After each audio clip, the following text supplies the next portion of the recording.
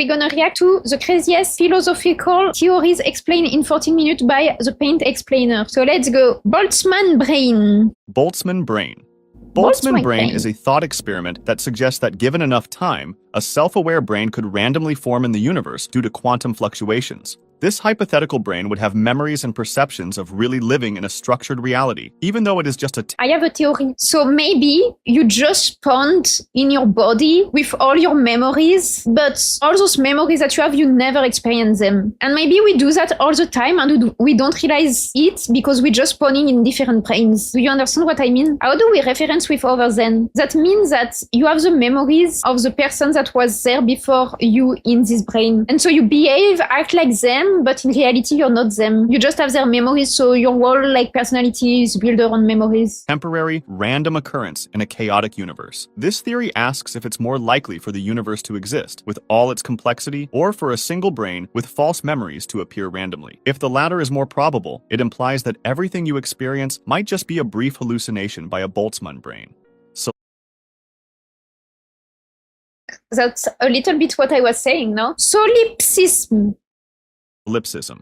Solipsism is the idea that only your own mind can be known for sure to exist. According to this theory, the outside world, other people, objects, and events cannot be definitely proven to exist beyond your own perception. This is because all experiences are subjective, meaning they are understood through your individual mind. So while you may see and interact with the world, solipsism questions if the world actually exists on its own, or if it's all just created by your mind. You have no way to know. You know, my problem is that because of this video tonight, I'm not going to be able to sleep because I'm going to overthink every single thing. I think the thing is that this kind of stuff, I feel like it's the kind of stuff I have since I'm a kid. You know what I mean? The teletransportation paradox.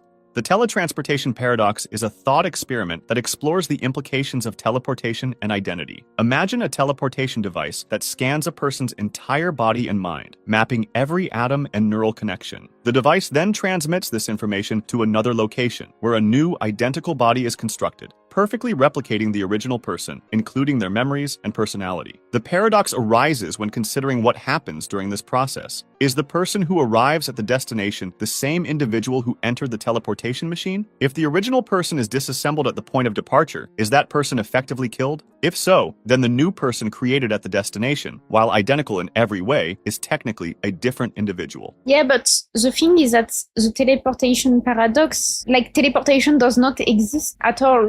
We don't experience it. So why do we make theory about stuff that don't even exist yet? Or will never just exist? This kind of thing is so you're imagining paradox about something that don't even exist. It's in case we find out it does exist, we have some idea we can at least test on it. If there is this paradox that exists, and if we imagining even that it could be real, that you die during teleportation, and so it's just a replica of yourself, like a perfect replica of yourself teleported, then that means we will never try it out on humans, because we will never know in reality. The egg theory.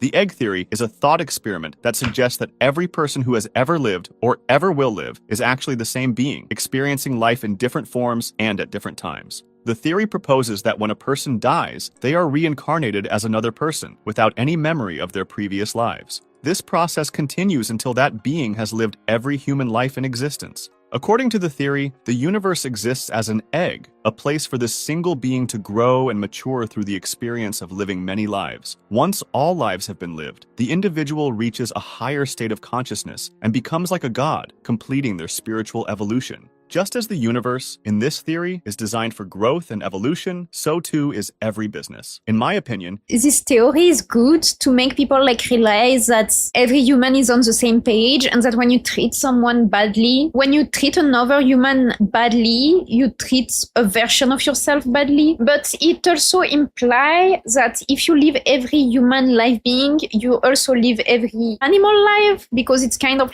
they also have a subconscious and they are aware that they are alive, I guess. So I don't know, this is a bit I think this is a beautiful theory for people that respect other people and love other people, you know? The omnipotence paradox is a thought experiment that challenges the concept of omnipotence, or unlimited power. It asks whether an all-powerful being like God could create a stone so heavy that even they cannot lift it. The dilemma arises because both possible answers seem to limit the being's power. If the being can create the stone, they cannot lift it, which means there's something they cannot do.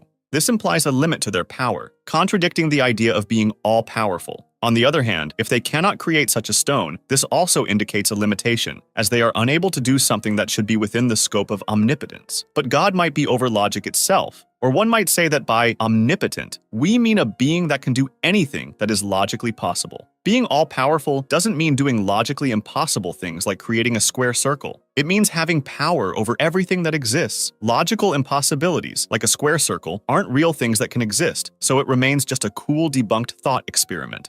Antinatalism. Guys, I'm a League of Legends player. My mind is blown. I'm confused right now.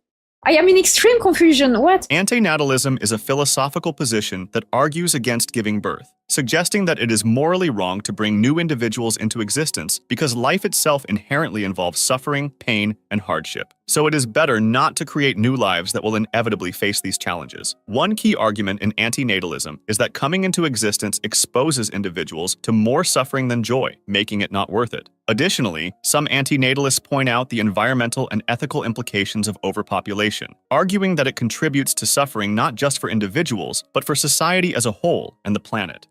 You are not free. The problem with those theories is that the people that suffer the most is people that are like poor, you know? So like rich people will never say, yeah, I don't want to give birth because it's just suffering and stuff. So it's kind of like selecting the people that are allowed to give birth and the other one. And I don't really like that. I think just people should do kids if they want to have kids. And if they don't want to have kids, they should just not do kids. And no one should have nothing to say about that. This theory about the absence of free will from human life suggests that individuals have the ability to make choices and take actions based on their desires. However, they do not have the ability to control the will behind any of their actions, thus making them a slave to their own desires. That's why I'm addicted to League of Legends. It's because I'm a slave of my subconscious that control me. The little devil on my shoulder is just controlling me, brain controlling me, and brain controlling my teammate into inting me. In order to prove this theory, the following thought experiment is proposed. If you're deciding between which ice cream flavor to pick, chocolate or vanilla, and end up deciding that you genuinely want chocolate, there is absolutely nothing you could do in that situation to change that desire, unless an external factor that you also cannot control is involved, such as finding out that vanilla ice cream is cheaper or that it's not as unhealthy. This shows that the only way for you to do anything is by wanting to do it, which we already determined you cannot control, or by being forced to do it, which you obviously cannot control either, thus proving that free will does not exist. No, because I'm not gonna sleep because of that video tonight. Ship of Theseus. The Ship of Theseus is a philosophical thought experiment that questions the nature of identity and change. It begins with a ship owned by the hero Theseus, and over time, as the ship sails, its wooden parts decay and are replaced with new ones. Eventually, every original part is replaced, which leads to the central question. Is the fully restored ship still the Ship of Theseus? So like if you replace every part of you, are you still you? To complicate matters, suppose the original parts are gathered and reassembled into a ship. Now, there are two ships, one composed entirely of new materials, Duplication! one made of the original components. This scenario showcases how definitions are artificial and not as stable as we think. Does the ship retain its identity despite having all its parts replaced? Which ship is the true Ship of Theseus? Ethical egoism. But ethical never mind. egoism is the philosophical theory that individuals should always act in their own self-interest and have no regard for the consequences of their actions on others. This theory asserts that actions are only morally right if they benefit the individual performing them, emphasizing that values like sympathy and altruism were an idea constructed by weak individuals who could not assert themselves in society, so they had to make up an entire moral system to justify their incompetence. Ethical egoism argues that, like all other animals, we have a deep desire to secure our own survival, and we should not deny it or act against it, as it would be unnatural and damaging to do so. Furthermore, ethical egoists argue that by pursuing their own goals, individuals may— I don't like when people use arguments using example as animals to explain why they do such a thing. Animals eat their babies sometimes. Animals sniff their asshole sometimes. Some animals eat their shit sometimes. You cannot only take what animals do when it's benefit for you and like throw away everything. I mean, some people eat their shit, I guess. Human and animal are truly different and using this as using the fact that animals does it as a reason to do it as a human is like, it shouldn't happen. Also contribute positively to society, as their actions can lead to overall better outcomes for other people as well. Rocco's Basilisk. Rocco's Basilisk is a thought experiment suggesting that a future artificial superintelligence could be motivated to punish or torture individuals who knew about the possibility of its existence. No, ChatGPT, no. The clankers are gonna come and control us, and they're gonna be better than me at League of Legends, and that's gonna be the worst part, I think. But did not actively help in bringing it into reality. The purpose of this punishment would be to incentivize people to support its development. Essentially, the AI might create virtual simulations where those who fail to assist in its creation are tortured. Esse est percipi. It means— Wait a minute. Me, I have a theory too. If the AI try to take control, just unplug the PC. Like, cut electricity, what's they gonna do? What if he had a gun? means that everything only exists if it's being perceived. For example, if you sit on a chair and stand up without looking at the chair has ceased to exist. There is a theory that since we evolve in 4D, that there is other dimension when some stuff happens that we can't even see and comprehend. Like, for example, someone that would live in 2D, like they cannot comprehend or like understand what is 4D. So there is probably things that we can't see and can't understand in our perception of stuff. I don't know how many dimensions there is theorized like that there is, but I think it's like 8 or something like this, so. Quantum immortality is a thought experiment stemming from the many worlds interpretation of quantum mechanics. This theory suggests that a conscious being cannot experience their own death because there exist alternate realities where they continue to survive. The core concept proposes that every decision or event creates multiple branches of reality. In life-threatening situations, there will always be at least one version of— So they're telling me that I already died 10 times, but I just don't know it because I cannot die in my reality. reality where the individual survives. Therefore, when faced with danger, the individual's consciousness only perceives outcomes in which they remain alive. As a result, quantum immortality implies that individuals would perceive themselves as immortal as they can never experience their own death.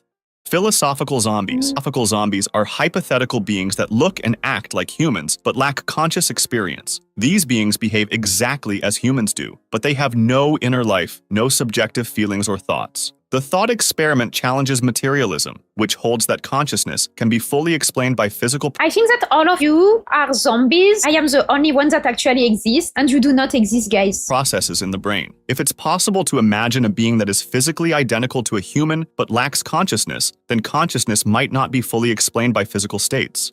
Zeno's paradoxes. Zeno's paradoxes are a set of thought experiments from the Greek philosopher Zeno, who used them to argue that motion is impossible, or at least not what it seems. The most famous paradox is Achilles and the tortoise, which highlights the problems that come up when we think about dividing things into infinitely small parts. In this example, Achilles, a fast runner, is racing a tortoise, which is much slower. To make it fair, the tortoise starts ahead. Zeno argued that Achilles can never actually catch up to the tortoise because every time he reaches the point where the tortoise has moved a little bit further ahead. Imagine walking towards a destination. To reach it, you'd first have to walk halfway there, and to walk halfway there, you'd first have to walk a quarter of the way there, and so on, creating an infinite number of steps and causing you not to be able to reach your destination. Whoa, whoa, whoa, whoa, I don't understand anything there. I'm sorry. Like, he can't even beat a turtle. Even me, I can beat a turtle. Problem of induction.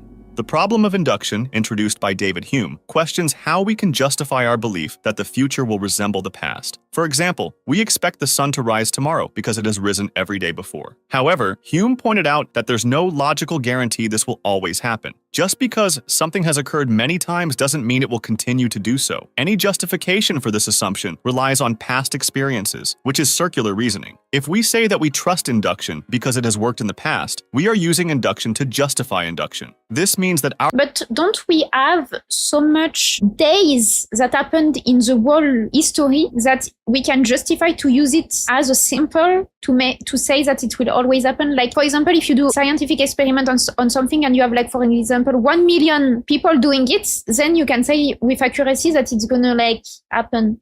Also, the sun is going to explode tomorrow during the eclipse, so— Our reliance on patterns in the world is based more on habit than on solid logical grounds. The experience machine. The experience machine is a thought experiment proposed by philosopher Robert Nozick to challenge the idea that pleasure and happiness are the only things that matter in life. In this scenario, imagine a machine that can provide you with any experience you desire. You could feel immense joy, love, success, or any other pleasurable sensation, That's what I all need. while being completely unaware. That's what I need. I think my mental state right now, I am to this point where I think I rather live in the delusion until the end of my life while being at the psychiatric yard, at the asylum, than living my life. Like, I'm serious. Do you guys prefer to live like in a delusion, like you're not really experiencing the thing, but you're like experiencing everything you want, or you prefer to live your life and be sad? Experiences are simulated. Nozick asks whether you would choose to plug into this machine for the rest of your life. Many people intuitively reject the idea of living in the experience machine, preferring real life with its struggles and hardships over an artificial existence filled with pleasure. This rejection suggests that there are values beyond mere pleasure, such as authenticity, relationships, and the pursuit of genuine achievements. Moral I'm sorry, I would stay plugged at that machine until the end of my life. I'm sorry, huh? Moral anti-realism is the philosophical view that there are no objective moral truths or values independent of human beliefs and opinions. According to this perspective, moral statements do not describe facts about the world, but are instead expressions of our attitudes or preferences. For example, if someone says, "Killing people is wrong," a moral anti-realist would argue that this statement doesn't reflect an absolute truth. Instead, it expresses a social consensus or a personal belief. The idea is that actions like killing are not inherently good or bad. Rather, we label them as such based on cultural norms, societal agreements, or individual feelings. The paradox of tolerance. The paradox of tolerance, created by philosopher Karl Popper, examines the limits of a tolerant society. Popper argues that a truly tolerant society should not tolerate intolerance, because if a society... That's super well known, that in a tolerant society, you have to be intolerant to intolerance. That's weird to say that, but you cannot be, like, if you tolerate everything, then you will end up in a non-tolerance. It's weird, but it makes tolerance sense. To those who are intolerant, it risks allowing intolerant groups to gain power and suppress the very freedoms that enable a tolerant because for it to work, you would have to have every single person tolerant. Environment. And for example, if a tolerant society allows hateful ideologies to flourish, those ideologies could undermine the rights and freedoms of others, which creates a dilemma. If a society tolerates all viewpoints, including those that advocate for intolerance or violence, it may ultimately lead to the destruction of tolerance itself. Popper suggests that in order to maintain a tolerant society, it is necessary to take a stand against intolerant beliefs and actions, even if this means limiting the freedom of those who follow them. The knowledge argument. Knowledge argument, often illustrated I have no knowledge, so I can't relate. By the thought experiment known as Mary's Room, was proposed by philosopher Frank Jackson, who created a scenario in which a girl named Mary is a brilliant neuroscientist who knows everything there is to know about the physical aspects of color, but she lives in a black and white room and has never experienced color herself. One day, Mary leaves her room and sees a red apple for the first time. The knowledge argument poses the question, does Mary learn something new about color when she sees the apple? Jackson argues that she does, because although Mary had all the scientific knowledge about how color perception works, her experience of seeing color for the first time provides her with new information that she could not have known while confined to the black and white room. This thought experiment suggests that there are non-physical aspects of knowledge, specifically the subjective experience. The non-physical aspect of knowledge is emotion and perception and how you feel stuff when you see something. It's super interesting, actually. I love that. The infinite monkey theorem. The infinite monkey theorem is a thought experiment that suggests that given an infinite amount of time, a monkey randomly pressing keys on a typewriter or keyboard would eventually type out any given text, such as the complete works of William Shakespeare, helping to understand how long infinity really is. There is a library called Babel Library, and it's a mathematic program that make that in this library there is every single book that have ever been written, every single book that wasn't written yet. I'm gonna show you how it is. It's a mathematical system, so like it do every single combination of words and letters and stuff. So like you have, for example, word 4, like this is like stuff, and you open a book and it is like this. But in theory, Since it has all the combination possible, it means that all the books that weren't written are in this library. Do you understand what I'm saying or not? If you want to discuss this video or suggest an idea for the next one, join my Discord. This video was very interesting. I really liked it. Thank you for watching, guys. Thank you so much for watching my react. Give me feedback, please, because I want to do better. And I see you very soon. Bye-bye.